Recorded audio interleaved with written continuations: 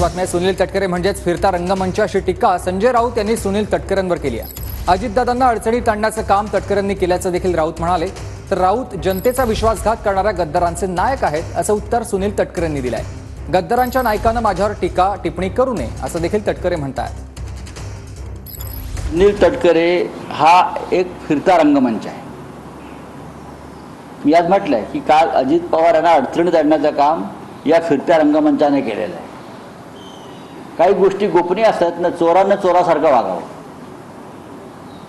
ज्याने गुन्हा केलाय त्याने कायम तोंड लपवतच फिरलं पाहिजे, ही आमची भूमिका आहे। गद्दारांना बरं का, जे गद्दार आणि बेईमान आहेत त्याने उगाच स्वाभिमानाचा आणि इमानदारीचा आवडून फिरलात तर तुम्ही अडचणीत याल आणि आलेला आहात। एक असं आहे की दोन बाबी याच्यामध्ये आहेत।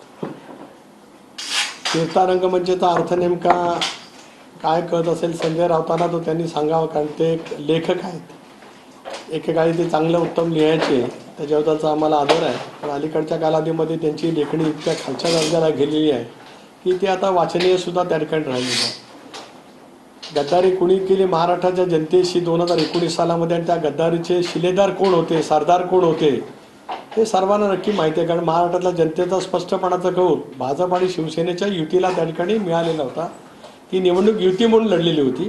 त्यामुळे त्या जनतेचा, महाराष्ट्रातल्या जनतेचा खऱ्या अर्थाने विश्वासघात करणारा गद्दार कोण आणि त्या गद्दाराचे नायक कोण हे सर्व महाराष्ट्राला माहिती आहे। अशाने माझ्यासारख्याच्यावरती काही टीकाटिप्पणी करण्याचा प्रयत्न त्या ठिकाणी करू नये।